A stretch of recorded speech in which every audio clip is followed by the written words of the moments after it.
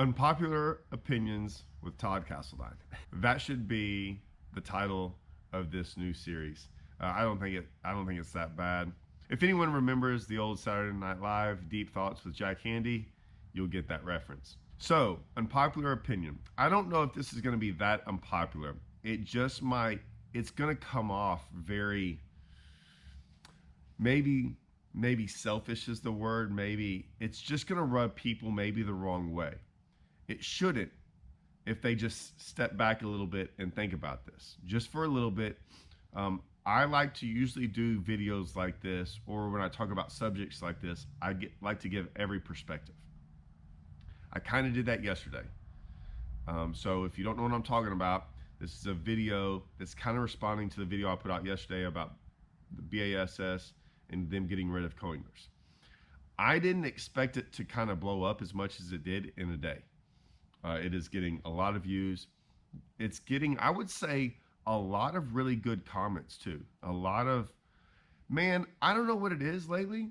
I honestly think YouTube and the people, some of the guys on YouTube that are handling things like this the right way and kind of, I wouldn't say exposing the industry, but talking intelligently about the industry, are starting to shed light on things in a different way. Where before it was just these narratives that people threw out there and there was no discussions about it. So I do like that part of YouTube, that YouTube is allowing better discussions to evolve. And so I think this is one of them. Now, before I give this unpopular opinion, tomorrow's video will be vastly different from this one. Like I said, this one is going to be, I want y'all to get into a boater's mindset and totally the professional side of it. Like, not at the professional fishing side. You have to look at it from a professional standpoint. And what I mean by that is, there's a guy out there, spent a bunch of money on a boat, all these things, put a bunch of money in the tournament. He's trying to do it all on his own, right? And he's doing it all out there. And then the tournament, is making him get a co-angler in the back of his boat. What you have to understand are boaters, it's not like we're like signing up and we can't wait to get a stranger put in the back of our boat, right? Most of us would be fine going out there by ourselves. The tournament organization is putting that on us, right? So it's not like we're going out there going, hey, this is what we want. The only reason I say that is when we fish team events, it's what we want. We want to go fish with a team partner. Like, I want to go fish with my team partner. That's the fun part of it. I could go fish it by myself, but I'd rather be out there with somebody else fishing. It's a lot more fun. Those tournaments are fun. I like fishing tournaments with someone more than by myself. I really do. So that's something we want. But that is my team partner. They are putting the same amount of effort, same amount of everything into that tournament. It's a little bit different than a random stranger that we don't know getting in the back of our boat and then fishing all day long, and then they have a direct impact of the outcome. So keep that in mind. Tomorrow's video is a cool story, though, that gives you a different outlook on co-anglers. And not necessarily co-anglers, but just what co-anglers sometimes bring to the table that has nothing to do with fishing. It's just the camaraderie of the sport. And yeah, it's going to be a quick story. I think it's a cool one. I only bring it up because he commented on my video. He commented on my video, and I was like, man, I want to tell this story because I think it's a cool one. So stay tuned for that one for tomorrow. Now, I did that video that they got rid of co-anglers, and I tried to give the co-anglers perspective, the boaters perspective, and everything else like that. There are a lot of ideas that guys came up with, like to help ensure co-anglers keep going and things like that, and what we could do to, I guess, preserve the co-anglers within these tournaments where there's a pro-am, okay? Now, as I read them, I'll be honest, I just read them at face value in the sense of I just read them and responded, read them, responded. Like I said, they were all over the place. Some liked it, some didn't. Some said that's the way it should be. Others were trying to give a spin on it and go, well, what if we did this and what if we did that? And like I said, it took a while. It took like quite a few comments, like over 20 or 30 comments that I was replying to, where I finally was like, you know what all these comments have in common? Every one of them. And they were good. I honestly, when I looked at some of these comments, I knew some of these guys are guys that follow my channel a lot. So like, I know that they usually give good ideas, and they were good ideas. There was one at the end that it kind of reminded me of like the one bass deal where like they combine the weights of the pro and the co-angler, and then they do this, and they was talking about like a 60-40 split of this, this, this, and this. And I was going, yeah, I still have never been in favor of the one bass thing. Like, I don't want, like, here's the thing. I don't even fish with team partners that don't put as much effort into it as me. Like if I'm going out there, and like I said, me and Russell, we fished a lot. He's fished a lot. He's got so much knowledge. We both try to put in as much, like one of us feels bad when one of us isn't putting in as much effort as the other guy. And that's not always the case. And what I mean by that is there's going to be tournaments where I get to practice more than him and vice versa. But when we look at it as a whole, we're trying to put in as much effort as possible. Both 50-50. That's never going to happen in the Bass One deal or whatever it's called. I forget. Right. And what this comment said was like, if you combine the weights and split it 60-40 and do this, you know, it's great. And I'm like, I don't really want to split 60-40 with some guy. Like, if I went out there, and this is just my way of thinking, if this guy doesn't have a boat, and I get it, he doesn't have one, whoever my co-angler would be, right? And I go out there and spend all this time and effort and do all the, like, spend time away from my family, get out on the lake, find fish, use my boat, everything that I'm doing in the tournament. And then another guy kind of hops in the boat and we split it 60-40 or something. I'm like, that doesn't, nowhere does that even, like, no, that doesn't sound good. Why would I split it with anyone?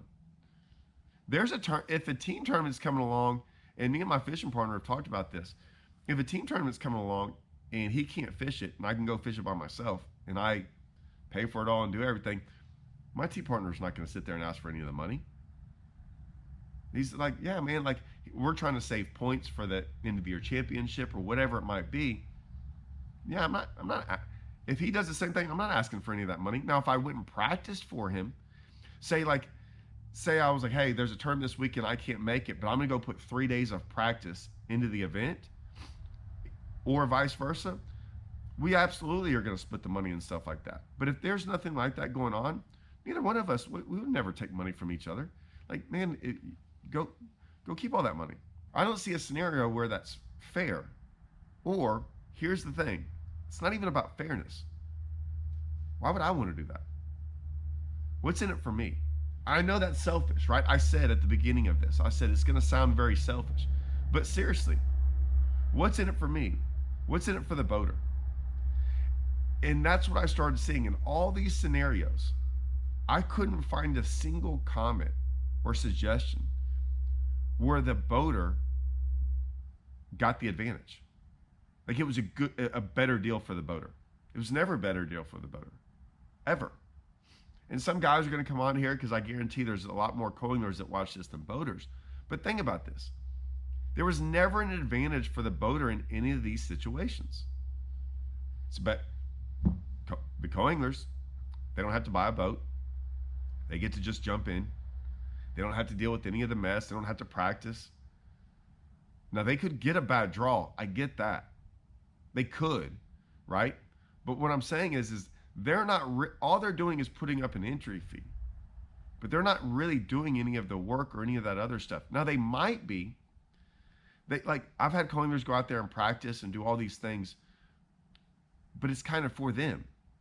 Like, it's for them to get knowledge of the lake. It's for them to do well in the tournament.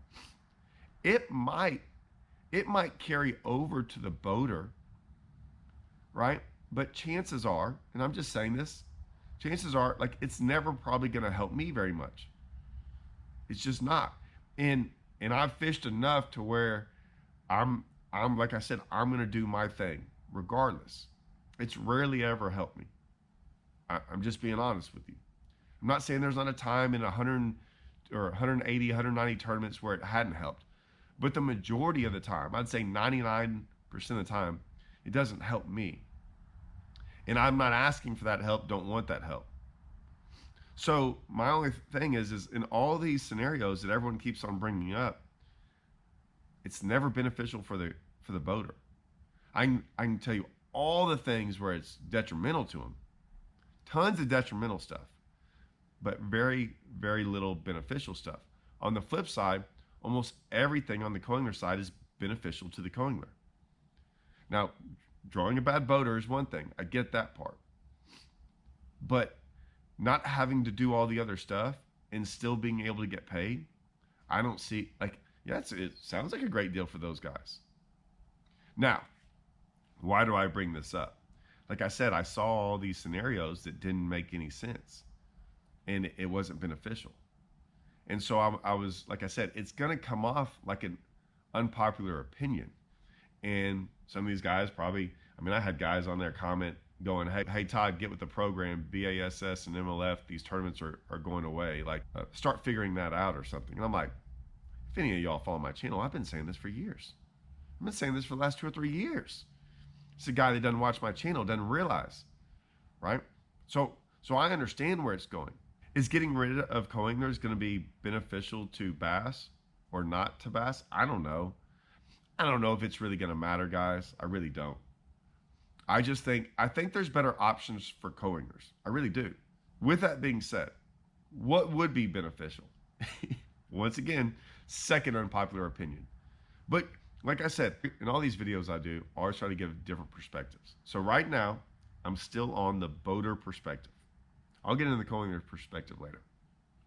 I might even get into the industry's perspective later. But for right now, as a boater, if you're going to do all that, and because I had a lot of guys say, man, I'm never going to get a chance to fish with some of these pros. I could learn a lot from these guys and all these things. Okay, here's something wild. If that's the case, then they should just make it to where you get to fish with those guys, but maybe you pay them to be there, which is kind of like what a marshal is.